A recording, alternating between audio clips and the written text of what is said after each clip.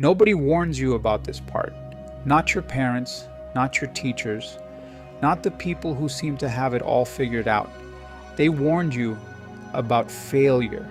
They warned you about making the wrong choice, but nobody warned you about the fog. That strange, heavy feeling of being alive and having no idea what you're supposed to do with it. This video is about that feeling and why it's more normal than you think. At some point in your early 20s, something disappears. Not dramatically, not all at once, just quietly. The structure goes. School, for all its stress, gave you one thing most people don't appreciate until it's gone. A next step. Always a next step. Grade follows grade.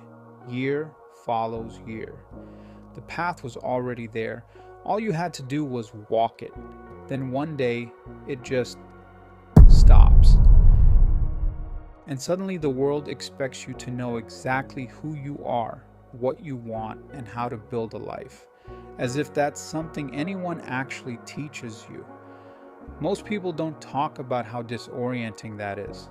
They talk about ambition, about hustle, about figuring it out. But nobody talks about standing in the middle of your own life and not recognizing the person standing there. Maybe you graduated and felt nothing. Maybe you got the job you wanted and felt even less. Maybe you're surrounded by people who love you and still feel quietly, inexplicably alone inside your own head. That's not weakness. That's not a flaw. That's what it actually feels like to be in the middle of becoming someone, when you don't yet know who that is. There's a psychologist named Jeffrey Arnett who spent years studying this exact period of life. He called it emerging adulthood. Not quite a teenager, not quite a settled adult, a threshold, a long, uncertain space where identity is still being built. And what he found surprised people. This period isn't supposed to feel stable. The uncertainty isn't a sign that something is wrong with you. It's a sign that you're doing the actual work of constructing a self, not just inheriting one. But here's where it gets complicated. We live in a world that has no patience for in-between. Social media doesn't show the process, it shows the result. The person who figured it out, who launched the thing, who moved to the city, who looks completely certain of themselves at 24. And so without realizing it, you start comparing your inside to everyone else's outside, your chapter 1 to their chapter 10. And the gap between where you are and where you think you should be starts to feel like proof that you're behind, that you're broken, that something in you is missing, but it isn't proof of that at all. There's something else happening beneath all of this. When you were young, your identity was handed to you. Your family, your school, your culture. They gave you a version of yourself before you were old enough to choose one. Here is who you are. Here is what matters. Here is what a good life looks like. And for a long time, you wore it. Not because you chose to, but because you didn't know you could choose differently.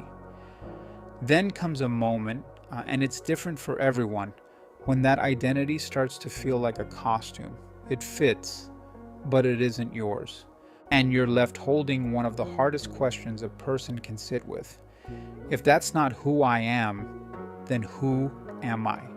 That question doesn't come with a quick answer, and the discomfort of living inside it, the not knowing, that's what feeling lost actually is. It's not emptiness.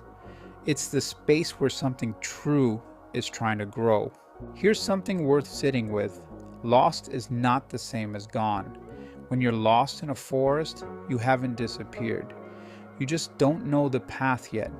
And the instinct, the deeply human instinct, is to panic, to move fast, to grab the first trail you see, even if it leads somewhere you never wanted to go. A lot of people do exactly that. They choose certainty over truth. They pick a direction, Not because it's right, but because standing still feels unbearable. And then quietly, over years, they build a life that looks completely fine and feels completely hollow. There's a different way to hold this. What if feeling lost isn't a problem to escape, but a signal to listen to? What if the discomfort is pointing at something in you that hasn't been heard yet, a value you haven't acted on, a direction you've been quietly afraid to admit you want? The fog doesn't lift through speed, it lifts through attention, to the things that make you feel alive, even briefly, to the moments when time stops mattering, to the conversations that leave you feeling more like yourself. Those are signals, small ones, but they're there. And maybe that's where it starts. Not with a plan, not with a 5-year vision, just with noticing.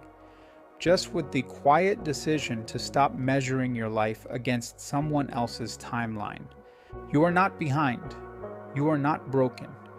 You are not the only one standing here, looking around, unsure of what comes next. You are just in the fog, and the fog moves. It always does, slowly, quietly, in ways you won't notice while they're happening. One day you'll look back at this exact moment of confusion, and you won't see time you wasted.